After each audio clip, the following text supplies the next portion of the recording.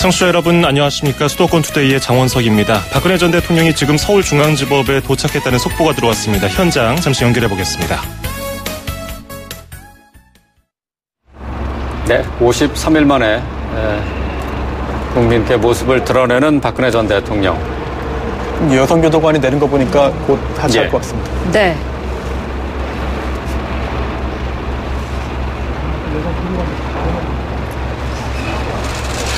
네, 박근혜 전 대통령이 모습을 드러냈습니다. 사복을 입었고요. 울림머리를 스스로 했습니다. 머리핀 같은 것을 꽂은 모습이 잠시 보였고요. 왼쪽 가슴에는 수인번호 503번이 적힌 수인번호가 달린 그런 종이를 가슴에 달고 있었습니다. 네. 워낙 짧은 시간이어서 정확하게 박근혜 전 대통령의 얼굴을 확인하지는 못했습니다. 네. 다시 한번 좀 보도록 하죠. 자, 일단 사복을 입었고요. 말끔하진 않습니다만은 스스로 울림머리를 했습니다. 네, 올려서 전에 현직에 있을 때처럼 다듬지는 못했겠지만 그 모양은 그대로 유지를 한 것 같습니다. 네. 뒤에 머리핀도 한 것 같네요, 보니까는요. 네. 원래 보통 허용이 안 되지 않습니까? 이제 머리핀 같은 경우에 철제 머리핀은 안 되는데요. 네. 안에 그 군의 매점에서 판매하는 플라스틱 그 머리핀은 있습니다. 네. 그런 걸 사용할 수는 있는데 그런 그 도구들을 사용한 것으로 좀 보이네요. 네. 지금 수갑을 찬 모습인가요? 네, 그렇습니다. 수갑을 정확히 화면상에는 안 나옵니다만 이렇게 이동할 때는 당연히 이제 수갑을 찬 것으로 이제 예상할 수 있겠죠. 네. 좀 화면이 좀 밝으면은 보일 텐데 수갑을 차고 있는 것이 확인됩니다. 네.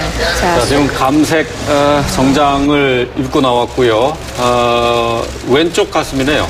왼쪽 가슴에 수인번호를 다른 거죠, 저게? 네, 그렇습니다.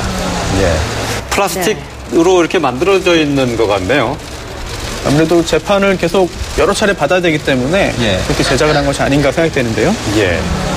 자, 박근혜 전 대통령 서울구치소에 수감이 된 지 53일 만에 모습을 나타냈습니다. 자, 박근혜 전 대통령은 지난 3월 31일에 서울구치소에 수감이 됐었죠. 그동안 53일 동안 서울구치소에 수감돼 있는 상황에서도 검찰의 조사를 계속 받아왔고요. 그리고 오늘 정식 재판에 출석하기 위해서 모습을 드러냈습니다. 네. 수갑을 찬 채로 두 손을 모으고 있고요. 포승줄은 하지 않았습니다. 자, 사복 차림으로 수인번호를 달았고 머리는 스스로 한 것처럼 스스로 한 올림머리를 한 것 같습니다. 얼굴이 글쎄 수척해 보이거나 좀 건강상의 이상이 있어 보이지는 않네요. 그러겠죠. 아까 얘기했던 신부정 관련해서는 이제 정상이 아니라는 것은 얘기할 정도였지만 신경을 써야 되는 질병이다. 또 사실 또 박 전 대통령도 52년생이면 어느 정도 연령이 좀 드신 나이 아니겠습니까? 그래서 그런 것도 고려를 해야 되겠고요. 그런데 오늘 이제 본인의 신상 확인하는 인정신문 정도는 진행이 직접 말하겠지만 다른 사안에 대해서 변호인 말고 직접 얼마나 박 전 대통령이 발언할지 이것도 좀 주목되는 부분입니다. 지금 입은 옷이 그 사복인데 서울구치소에 수감될 당시에 구치소로 들어갈 때 입었던 그 사복인 거죠? 지금 정확히 어떤 옷인지 잘 기억이 나지 않네요. 색깔은 비슷해 보입니다. 그러면은 만약에 다른 사복이라면은 사복을 변호인이라든지 가져다 줄 수는 있습니까? 네, 가능합니다. 가능하고요. 또 좀 전에 아까 박근혜 전 대통령의 그런 또 현재 건강 상태 이야기 좀 말씀하셨는데 대선 과정에서는 또 식사를 거부하고 있다, 항의하고 있다라고 하는 그런 이야기도 일부 있었습니다. 물론 이제 그 후에 측근들이 그런 일은 없다라고 했고요. 또 구치소 측에서도 식사를 거부하지는 않고 식사 양은 적지만 꾸준히 식사를 하고 있으니까 건강에는 문제 없다라고 하는 이야기를 했는데요. 오늘 또 이제 짧은 시간입니다만 보니까 수척해 보이긴 합니다만 외관상으로 건강에 큰 어떤 중대한 이상이 있는 것 같지는 않습니다. 그것도 아까 사복 반입 얘기했었는데. 네, 박근혜 전 대통령이 방금 속보 들으신 것처럼 서울중앙지방법원에 도착했습니다. 오늘 10시부터 있을 첫 재판을 받기 위해서인데요. 박근혜 전 대통령 재판 관련 속보는 수도권 투데이 중간중간에 탄력적으로 전해드리겠습니다. 잠시 뒤 이어질 투데이 포커스에서는 최승철 건국대 교수와 함께 달걀값이 다시 오르고 있는 문제와 달걀 수급 시스템 개선 방향에 대해 살펴보겠습니다.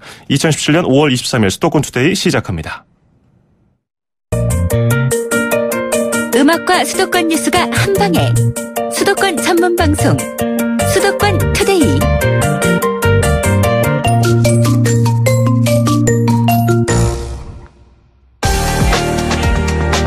투데이 포커스. 지난해 한반도를 지독하게 괴롭혔던 조류 인플루엔자 AI로 달걀 공급에 비상이 있었고요. 정부는 해외에서 비행기로 수입까지 하면서 가격 안정을 위한 조치를 해왔는데요. 이후 시간이 흘러서 AI도 마무리 단계에 접어들었고요. 달걀 값이 다시 그 AI 발생 이전으로 돌아가고 있었는데 요즘 들어서 다시 달걀 값이 오르고 있습니다. 전체적인 시장 시스템에 문제가 있는 걸까요? 최승철 건국대 식품유통공학과 교수와 함께 관련 이야기 나눠보겠습니다. 교수님 안녕하세요. 안녕하세요. 예, 달걀 가격이 다시 정상 수준으로 되돌아가는 것 같더니 다시 오르고 있잖아요. 네. 미국에서 AI가 발생해서 수입이 중단되면서 올랐다는 시각도 있고요. 네. 아니면은 산지에서 달걀 생산 농가들이 웃돈을 받고 판매하기 때문이다. 이런 시각도 있던데 어떻게 분석하고 계십니까? 아시다시피 지난해 11월 16일에 조류 인플루엔자가 발생했잖아요. 예. 그리고 한 20일 이내에 한 3천만 수를 살처분을 하다 보니까 상당히 크게 줄었죠. 예. 그러다가 이제 백색 식용 계란을 수입했고, 그래서 이제 공급 물량이 늘어났고, 또 우리나라 그 계란 수집상들이 미리 또 확보해 놓은 계란도 이제 유통기한이 다 하다 보니까 시장에 대량으로 나왔어요. 그러다 이제 가격이 크게 떨어졌는데, 아시다시피 현재 국내 산란계 사육 두수는 그 AI 발생 이전으로 돌아가지 못하고 있어요. 예. 그리고 이제 국내 계란 수집상들이 가지고 있던 국내산 계란도 모두 이제 시장에 방출된 상태고, 근데 이제 좀 전에 말씀하셨듯이 이 수출국 이 나라에서 이제 가축 질병이 발생하다 보니까 식용란 수입이 이제 줄었죠. 근데 대부분 가공란은 이제 수입이 되고 있거든요. 예. 그러다 보니까 일반 소비자가 구매하는 식용란 공급이 이제 줄고, 그러다 보니까 이제 최근에 식용 계란 가격이 다시 상승하게 이제 됐습니다. 최근 동남아시아 국가에서 저렴한 식용란 수입을 이제 고려 중인 걸로 이제 알고 있는데, 예. 좀 전에 말씀하신 그 계란 생산 농가가 웃돈을 받는다고 하셨는데, 이건 정말 계란이 먼저냐 닭이 먼저냐 이런 문제인 것 같아요. 예. 계란 생산량이 적다 보니까 계란 수집상이 경쟁적으로 계란을 확보하려고 농가에게 웃돈을 주는 이제 현상이 나타났거든요. 예. 그러다 보니까 계란 생산 농가가 웃돈을 받는 그런 이제 현상이 나타난 건데, 아무래도 공급이 적다 보니까 이런 현상이 나타난 것 같아요. 예. 이게 그 사육 두수가 AI 이전으로 돌아가고 있지 못하고 말씀해 주셨는데, 예. 그러면은 현재 상황에서 재입식이라고 하잖아요. 병아리를 네네. 들이는 거죠. 이제 병아리를 키워서 성게로 키운 다음에 이제 알을 낳는 건데, 네. 이게 회복되기까지 아직 시간이 좀 더 걸린다고 보시는 건가요? 그렇죠.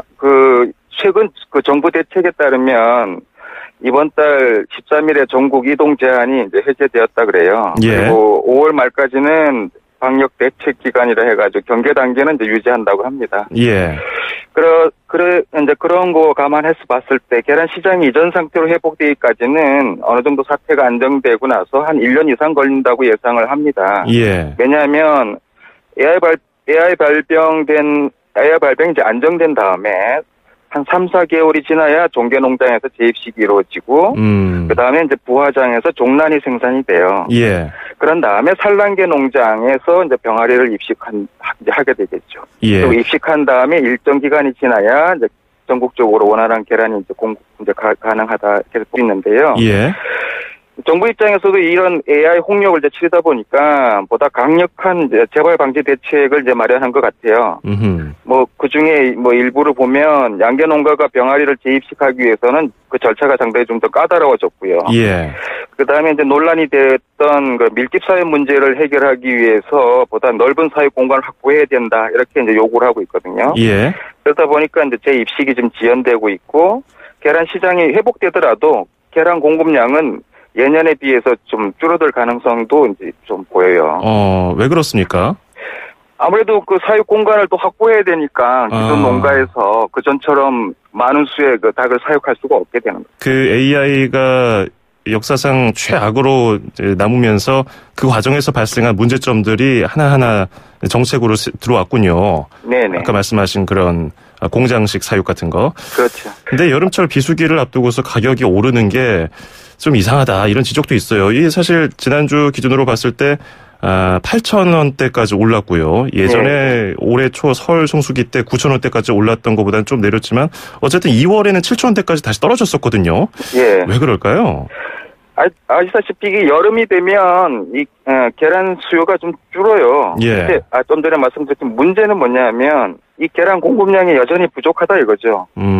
그래서 현재로서는 예측컨대 예년 공급량에 비해서 한 30% 정도가 이제 줄어든 걸로 이렇게 알고 있거든요. 예. 그러다 보니까 계란 수요가 감소하더라도 상대적으로 공급량이 더 부족하니까 예. 계란 가격은 여전히 높은 수준을 유지할 것 같아 이런 생각이 들어요. 예.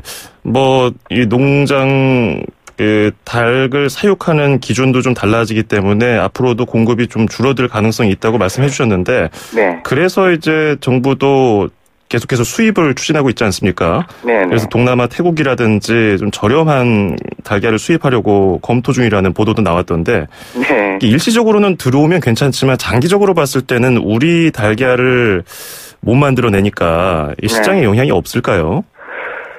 근데 이것도 좀 단기적인 측면하고 중장기적인 측면으로 좀 봐야 될 것 같아요. 예. 아시다시피 단기적으로는 이렇게 좀 신선도를 유지하는 이런 품목 같은 경우 수급 안정을 위해서는 수입이라는 수단을 이용하는 거는 괜찮은 것 같아요. 예. 그런데 이제 제가 알기로는 올 초에 왜 미국산 백색 계란이 들어왔잖아요. 예. 근데 이 당시에 이 수입을 하고 유통을 했던 민간 업체들이 자기들이 생각한 만큼의 이윤을 얻지 못한 것 같아요. 왜냐하면 아시다시피 이게 장거리 수송이라든가 또 근해 나라에 있어서의 어떤 그런 가격 문제도 있어서 그런 비용이 이제 많이 들었다고 이렇게 보여지거든요. 예. 그래서 이런 경험을 했기 때문에 아마 이번에 저렴한 이런 계란이 수입이 되더라도 이 민간 업체들이 아마 계란 수입을 그리 적극적으로 할 것 같지는 않다 이런 생각이 들고요. 예. 또 중장기적으로는 좀 전에 말씀하셨듯이 어느 정도 내년에는 국내산 계란 생산이 회복되지만은 어느 정도 이렇게 가격이 좀 올라갈 거다 이렇게 생각이 들거든요. 양이 아무래도 좀 줄어드니까. 예. 그러면 또 계속 수입은 이제 이루어지겠죠. 그렇지만 이 계란의 어떤 그런 자급률 같은 것도 우리가 좀 고려를 이제 해야 되지 않나 이런 생각이 들어서 이거 좀 이런 것도 좀 고려해서 좀 신중하게 결정을 해야 되지 않나 이런 생각이 들어요. 그렇군요. 예. 자, 이제 생산과 수입 관련 얘기를 해봤는데 유통 구조 말씀 관련해서 질문을 좀 드려야겠습니다. 네네. 유통 구조가 어떻게 되느냐? 그냥 단순하게 생각했을 때는 생산 농가에서 도매상으로 넘어가고 도매상에서 보통 그냥 소매상으로 가지 않느냐 생각을 하는데 수집상이라는 게 있더라고요, 사이에. 그러면은 이 수집상이라는 것이 문제가 되는 것이 아니냐는 지적이 있거든요. 이 수집상이라는 개념이 뭔가요? 좀 전에 말씀하셨듯이 계란 유통 구조는 크게 생산 단계, 도매 단계, 소매 단계 이렇게 구분이 되고요. 예. 생산 단계라는 건 이제 소위 말해서 이제 양계 농가가 말하는 거고. 예. 그다음에 도매 단계에 종사하는 사람이 식용란 수집 판매 업체예요.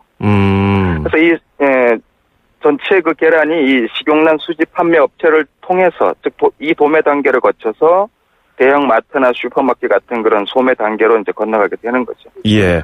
그럼 대형마트로 들어가기 전에 수집상에서 계란 가격이 갑자기 붙는다든지 이런 현상이 발생하는 건가요?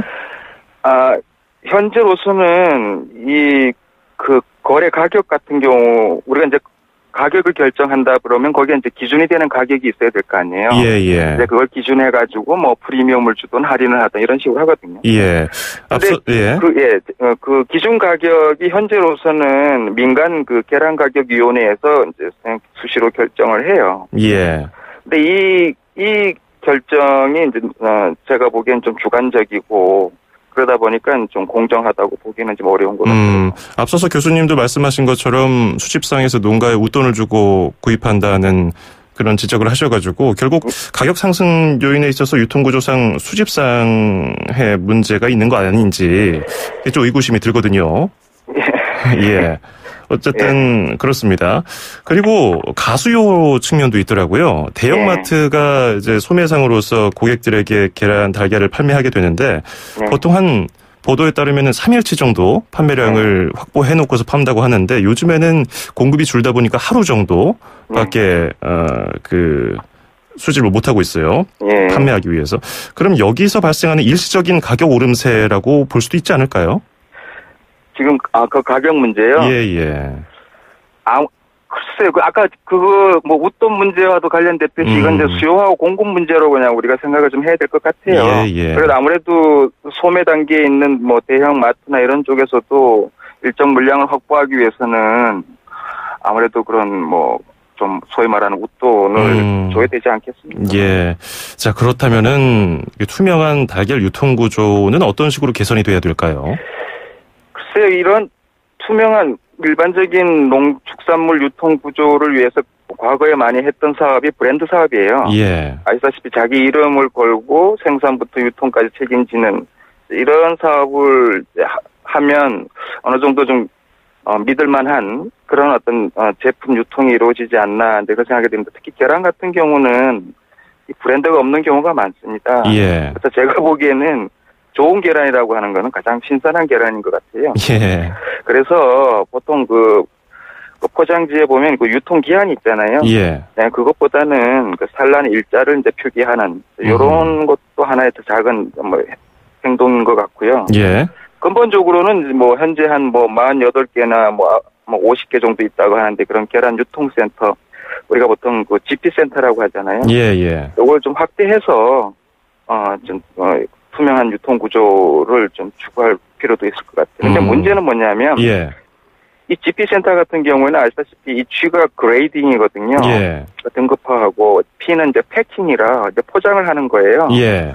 근데 여기서는 일반 도매시장처럼 그런 어떤 경매라든가 이런 방식에서 가격이 결정되지 않아요. 그래서 그런 가격 결정 기능이 좀 부족하니까 그 가락시장 같이 이런 공영 도매시장에서 거래되는 농산물처럼 많은 양이 이루어지지 않아도 될 것 같아요. 일정 부분이라도 계란도 이런 상장 거래 방식을 통해서 거래가 투명하게 이루어지고 보다 더 정확한 가격이 형성될 수 있도록 여러 가지 환경을 좀 마련하는 게 좋을 것 같아요. 예, 그럼 방금 말씀하신 계란 유통센터라는 것이 전국의 생산 농가에서 발생한 달걀을 전부 여기 GP센터, 계란 유통센터에다가 거쳐서 그 다음에 이제 시장에 풀리는 건가요?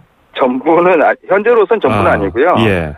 전체 그 농가가 출하한 물량 중에 약 한 30%가 이 GP센터를 이제 경유하고 나머지 70%는 그냥 일반 도매상을 통해 수집상을 통해서 이제 유통이 됩니다. 예. 물론 이런 달걀과 관련해서 다시 이런 대란이 발생하지 않길 바라고 있지만 혹시나 또 그런 상황이 발생한다면은 또 GP센터가 또 다른 대안으로 자리 잡을 수 있겠다는 그런 조언까지 듣겠습니다. 오늘 말씀 고맙습니다. 네, 고맙습니다. 네, 지금까지 최승철 건국대 식품유통공학과 교수였습니다. 수도권에서 일어나는 모든 소식을 함께합니다. 수도권 투데이. 길에서 보고 듣는 세상. 뉴스에서 접한 궁금한 점들. 운전하면서 겪는 희로애락. 생활 속 이야기를 풀어주세요.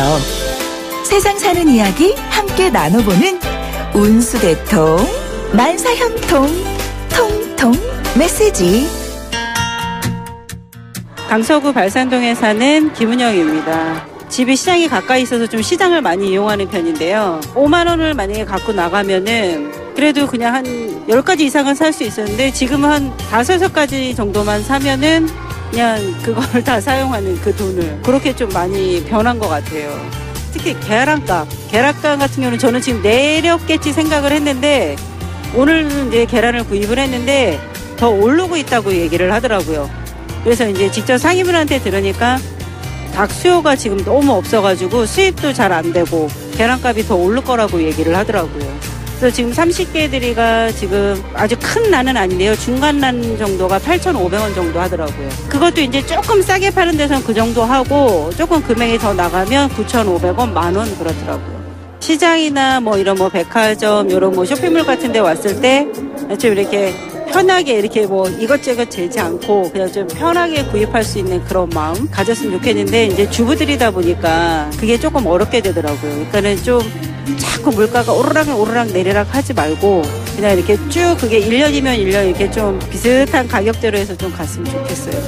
이번에 이제 정권이 바뀌었으니까 공약대로 잘 실천을 해주셨으면 좋겠고, 저는 물가도 물가인데 일단 나라가 안정이 돼야 물가도 안정된다고 생각을 하거든요. 그래서 이제 그런 부분을 먼저 이렇게 잘 해주시면 물가도 안정될 거라고 생각을 해요. 문수대통 만사형통 통통 메시지, 오늘은 김은영님의 사연이 도착했습니다. 그렇죠. 앞서서 최승철 건국대 교수와 이야기를 한 것이 바로 시장에서 어떻게 반영되고 있는지, 소비자 입장에서 어떤 마음을 갖고 있는지 꾸밈없이 들어볼 수 있었는데요. 저 대여섯까지만 사도 이 시장 어느 정도 한 5만 원어치 사야겠다 하면은 금방 다 써버리게 되잖아요. 물가가 너무 오른 것 같다는 말씀을 해주셨는데, 말씀해 주신 것처럼 정말 나라도 그렇고 물가도 함께 안정됐으면 좋겠네요. 자, 수도권 투데이에서 준비한 선물 김은영님께는 보내드리겠습니다. 저희 운수대통 만사형통 통통 메시지에 참여하시면요, 듣고 이해하고 말할 수 있는 영어 수원영어에서 온라인 강의 수강권, 그리고 허벌라이프에서 식사 대용 쉐이크 포뮬라1 건강한 식사와 쉐이커를 드리겠습니다. 그리고 사우디아라비아의 역사와 문화를 보실 수 있는 국립중앙박물관 특별전 아라비아의 길 관람권도 드리겠습니다. 짧은 문자 50원, 긴 문자 100원이 드는 샵 0945, 우물정 0945로 문자 보내주시기 바랍니다. 자, 노래는요, 루베가의 mambo No. 5 띄워드리고요. 잠시 뒤 2부에서 뵙겠습니다. 2,500만 수도권 청취자를 위한 모든 소식이 한자리에. YTN 뉴스 FM 수도권 투데이. FM 94.5MHz YTN 뉴스 FM 수도권 투데이 2부 듣고 계십니다. 잠시 뒤 10시부터 서울중앙지방법원에서 박근혜 전 대통령의 정식 재판이 시작됩니다. 전직 대통령이 피고인 신분으로 법정에 서는 것은 이번이 세 번째인데요. 박 전 대통령은 592억 원대 뇌물 혐의 등을 받고 있습니다. 공범 관계죠. 최순실 씨와 뇌물 공여 혐의로 불구속 기소된 신동빈 롯데그룹 회장이 함께 피고인석에 앉게 됩니다. 박근혜 전 대통령이 조금 전 9시 10분쯤에 서울중앙지방법원에 도착할 때 모습은 미결수 신분이기 때문에 자율에 따라 사복을 입을 수 있습니다. 그래서 어두운 청색 사복 차림에 503번 수용자 번호 배지를 왼쪽 가슴에 달고 있었고요. 머리는 올림머리에다가 머리핀을 한 상태였고요. 양손은 수갑에 묶인 상태였습니다. 박근혜 전 대통령 재판 관련 특보 YTN과 YTN 라디오를 통해서 계속해서 현장 생중계해드리겠습니다. 광고 전해드리고요. 잠시 뒤에 건강한 이야기와 서울시 소식으로 이어갑니다. 수도권 투데이 청취자 여러분, 건강하세요. 쉽고 재미있게 풀어보는 건강한 이야기. 100세 시대 사람들의 가장 큰 관심사는 나의 몸입니다. 건강을 위한 일상의 정보와 팁을 주실 분 만나보죠. 인제대 서울백병원 가정의학과의 강재헌 교수와 함께합니다. 어서 오세요. 네, 안녕하세요. 예, 오늘은 어떤 주제로 이야기를 해볼까요? 네, 요즘 건강한 먹거리에 관심이 많으신데요. 네. 오늘은 견과류와 건강에 대해서 말씀드릴까 합니다. 네, 다이어트 하시는 분들 속이 허할 때, 배가 고플 때 다른 거 먹긴 뭐 해서 견과류 많이 드시잖아요. 네네. 뭐 땅콩이나 아몬드가 대표적으로 생각이 나는데 견과류가 정확히 어떤 겁니까? 네네. 정의사항 보면 딱딱한 껍데기와 마른 껍질 안에 씨앗에 속살이 들어간 나무 열매를 말하는데요. 예. 뭐 한자 말 그대로 견고한 열매 종류 이렇게 말할 수 있겠습니다. 그래서 땅콩이라든지 호두, 잣, 아몬드, 또 캐슈넛, 호박씨, 마카다미아 이런 것들이 다 포함이 됩니다. 예. 자, 들으신 것처럼 오늘은 견과류에 대해서 이야기를 해보려고 하는데요. 궁금한 점 있으신 분들은 짧은 문자 50원, 긴 건 100원이 드는 샵 0945, 우물정 0945로 질문 보내주시기 바랍니다. 그럼 견과류에는 공통적으로 어떤 성분이 많이 들어가 있나요? 네, 이제 견과류에는 불포화 지방이 아주 풍부해요. 예. 그리고 또 의외로 식물에서 나오는 건데도 불구하고 단백질이 아주 많고요. 또 식이섬유도 풍부하고 비타민 E라든지 철분, 칼슘도 풍부하게 들어 있습니다. 그러면 그런 성분들이 우리 몸에 직접적으로 어떤 영향을 주나요? 네네. 그 견과류에 들어있는 불포화 지방은 혈관 건강에 도움이 돼요. 그러니까 동맥경화를 예방하기 때문에 심혈관 질환이라든지 뇌혈관 질환을 예방하는 데 도움이 되고요. 예. 또 단백질이 풍부하기 때문에 면역력을 높인다든지 또 몸의 여러 구성 성분을 만드는 데도 도움이 됩니다. 예. 또 식이섬유가 많기 때문에 위장관의 건강에도 도움이 되고 또 심혈관 질환 예방 효과도 있고요. 또 비타민 E가 풍부하기 때문에 여성들 피부 건강에도 도움이 되고요. 또 철분이 많아서 빈혈 또 칼슘이 풍부하기 때문에 뼈 건강에까지 도움이 됩니다. 예. 그런데 견과류를 먹으면 몸에서 어떤 안 좋은 반응이 일어나는 분들 있잖아요. 2619번님은 네. 저희 엄마는 아몬드만 먹으면 배가 아프다던데 네네. 다른 이유가 있을까요? 이렇게 문자 보내주셨네요. 네, 사실 아몬드도 참 건강에 좋은 견과류인데요. 예. 모든 견과류가 그렇듯이 안에 몸에 좋은 지방이긴 하지만 지방이 많이 들어있어요. 그러다 보니까 기름진 음식을 잘 소화 못 시키시는 분들은 이 아몬드를 많이 드시게 되면은 설사를 한다든지 배가 싸르르 아픈 분들이 있어요. 그래서 예. 이런 분들은 양 조절을 좀 하셔야 되고요. 조금씩 늘려나가시는 지혜가 필요합니다. 그렇군요. 그리고 7692번님이 견과류가 좋다고 해서 잔뜩 사다 뒀는데 이게 껍질 까고 좀 오래되면 오히려 몸에 안 좋다고 하더라고요. 정말인가요? 이렇게 보내주셨네요. 정말 중요한 질문 하셨거든요. 네네. 사실 몸에 좋은 것은 오래 두고 먹어도 되느냐 그렇지 않은 것이요. 그 견과류는 사실 강력한 항산화 효과가 있는 게 장점이에요. 예. 그런데 항산화 효과가 많은 식품들은 시간이 오래되면 산패가 됩니다. 즉 변질이 된다는 건데요. 오히려 항산화 효과보다는 반대로 산화 효과를 유발할 수 있기 때문에 예. 견과류는 포장이 잘 된 것을 사고 조금씩 사셔야 되고 되도록이면 이 진공 포장이 됐다든지 소포장이 된 걸 사가지고 예. 하나하나 포장을 개봉해서 바로바로 드시는 게 좋습니다. 그런데 뭐 신선한 견과류를 알맞게 먹더라도 알레르기가 있으신 분들은 견과류 때문에 고생 참 많이 하시더라고요. 그렇죠. 알레르기 왜 뭐 견과류를 조심해야 되는 것과 알레르기 때문에 조심해야 되는 것 여러 가지 포괄적으로 좀 설명 좀 해주시죠. 예. 우선 특히 땅콩 같은 경우 드물긴 하지만 위험할 수 있는 땅콩 알레르기가 있는 경우가 있어요. 특히 학교에서 급식을 할 때나 어린이들이 갑자기 쇼기 올 수도 있기 때문에 보통 아이들이 압니다. 그럴 경우에는 학교에도 꼭 고지를 하고 사실 땅콩을 따로 먹지 않더라도 요리에 땅콩 가루를 넣는 경우 잘 모를 수도 있기 때문에 그런 부분을 잘 확인하고 드시는 게 중요하고요. 그다음에 이제 아까 말씀드린 것처럼 설사를 하거나 배가 아픈 분들은 양을 제한하는 부분, 그다음에 또 산패 말고도 오래 두면 곰팡이가 필 수 있는데 이게 오히려 간에 독성을 줄 수도 있거든요. 그래서 꼭 청결하게 길게 보관되지 않은 신선한 견과류를 드시는 게 중요합니다. 예. 견과류를 먹는 방법에 대해서도 여러 가지 말이 많잖아요. 그냥 먹는 게 좋다 아니면 굽거나 볶는 게 더 좋다. 어떨까요? 건강에는? 네. 사실 견과류 종류에 따라 다르긴 하지만 일부 연구 결과를 보면 견과류를 생으로 드실 때와 또는 굽거나 볶았을 때 일부 영양소가 조금씩은 바뀔 수 있지만 전체적으로 건강 이득은 비슷하다고 합니다. 근데 제일 큰 장점은 굽거나 볶으면은 맛이 더 좋잖아요. 그래서 더 행복하게 많이 드실 수 있다는 점 때문에 취향대로 드시는 게 좋다고 생각을 합니다. 예. 자, 끝으로 다이어트 얘기 좀 해보죠. 다이어트 한다고 다른 거 좀 덜 먹고 견과류 이만큼 한 줌씩 먹는 분들 계시는데 열량 높다는 얘기도 있고요. 괜찮을까요? 예, 제가 이 얘기는 꼭 드리고 싶은 게 우리나라 사람들이 착각하는 것 중에 하나가 몸에 좋은 건 살이 안 찔 거다라는 믿음인데요. 실제로 견과류는 100g당 600칼로리가 됩니다. 그러니까 밥보다도 훨씬 고열량이기 때문에 체중 조절이 필요한 분은 소량씩 드시는 게 바람직합니다. 예.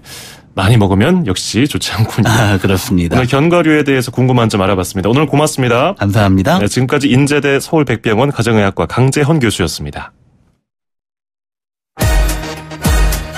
출입처 기자들의 수첩을 살짝. 가장 빠른 수도권 소식을 전해드립니다. 여기는 출입처입니다. 출입처로 가보는 시간, 오늘은 서울시청으로 가보겠습니다. YTN 홍주혜 기자와 함께합니다. 안녕하세요. 네, 안녕하세요. 예, 서울시가 새로운 형태의 도시재생 사업을 추진하고 있는데 기존에도 있었거든요. 기존의 도시재생 사업과는 어떻게 다릅니까? 네, 공공이 먼저 지원을 하고 이를 동력으로 주민 참여를 이끌어내는 게 우리가 익히 아는 도시재생사업 방식이죠. 예. 서울시가 이번에 추진하는 소규모 도시재생사업은 건물주나 상인 등이 자발적으로 처음부터 끝까지 참여해서 지역에 활력을 불어넣는다는 점에서 차별화됩니다. 민간이 앞장서고 공공은 판을 깔아주는 역할을 하는 겁니다. 상권이 몰려있고 걸어서 5분에서 10분 거리의 도심 지역이 대상지가 됩니다. 서울형 도심 활력 프로젝트라는 이름으로 다동과 무교동에서 1호 시범 사업이 시작되는데요. 이 지역에 있는 어린이재단이 건물 바로 앞 공공도로에 잔디광장을 만들고 중구청에 있던 부지 관리 권한도 가져옵니다. 서울 파이낸스 센터 역시 비용을 투자해서 건물 앞 소규모 공원을 정비하기로 했습니다.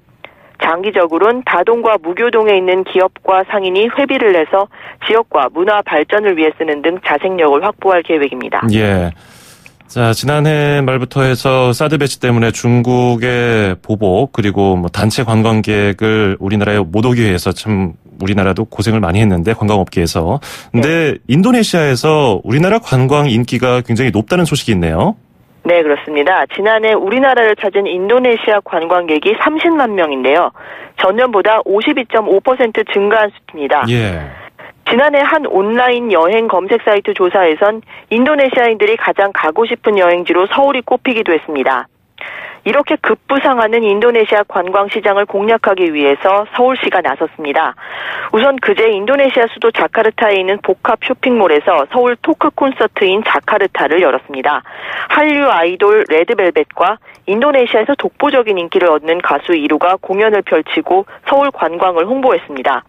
서울시는 또 어제는 역대 최대 규모의 민간 사절단을 대동해서 서울 관광 설명회를 진행했습니다.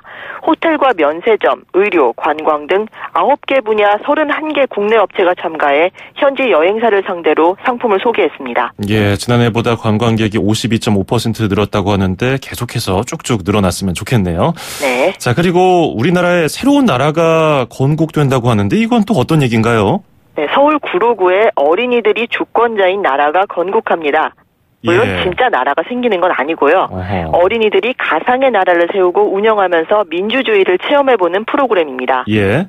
재작년 건국준비위원회를 꾸리고 지난해엔 초대 정부를 구성하는 등 지난 2년간 틈틈이 건국준비 작업을 진행해 왔습니다. 어린이들 스스로 나라 이름을 구로 어린이나라로 정했고 국기도 만들었습니다. 그리고 유엔 아동권리협약과 소팍 방정환 선생의 어린이 선장을 바탕으로 헌법도 제정했습니다.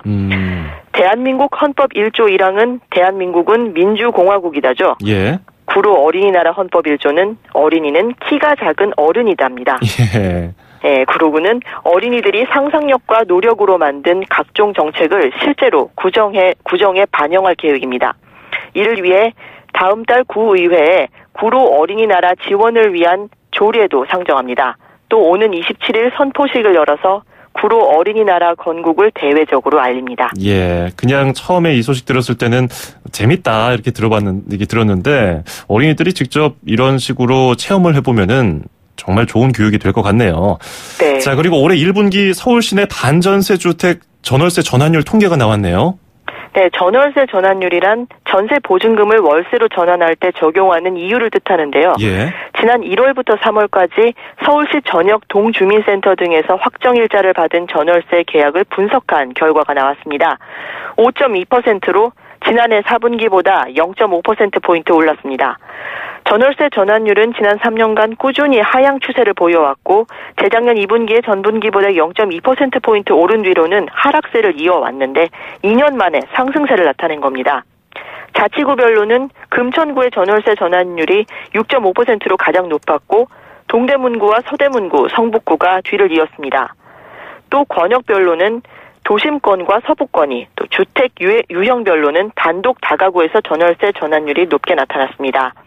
서울시는 지난해 11.3 대책 이후 주택 구매가 더 신중해지면서 전월세 수요가 증가함에 따라 전월세 전환율이 상승한 것으로 분석했습니다. 예, 오늘 소식 잘 들었습니다. 고맙습니다. 네, 고맙습니다. 네, 지금까지 YTN 홍주혜 기자였습니다. 네, 잠시 뒤 10시부터 박근혜 전 대통령의 정식 재판이 서울중앙지방법원에서 열립니다. 조금 전에 9시 10분에 법원에 도착한 박근혜 전 대통령의 모습은 어두운 청색 사복 차림에다가 503번 수용자 번호 배지를 달고 있었고요. 화면상으로는 구치소에서 구입한 머리핀으로 알려졌는데요. 그 머리핀을 달고 직접 올림머리를 한 것으로 보였습니다. 수갑은 찼지만 포승줄은 없었습니다. 592억 원 뇌물수수 혐의를 받고 있는 박근혜 전 대통령, 공범인 40년지기 최순실 씨와 그리고 롯데 신동빈 회장과 법정 피고인석에 함께 앉을 예정이고요. 어제 법원이 첫 공판 때 취재진의 법정 촬영을 허가하기로 했습니다. 대법원 규칙상 재판장의 허가가 있어야 가능한데요. 국민적인 관심 또 사안의 중요성, 취재진의 요청 등을 고려했다고 전했습니다.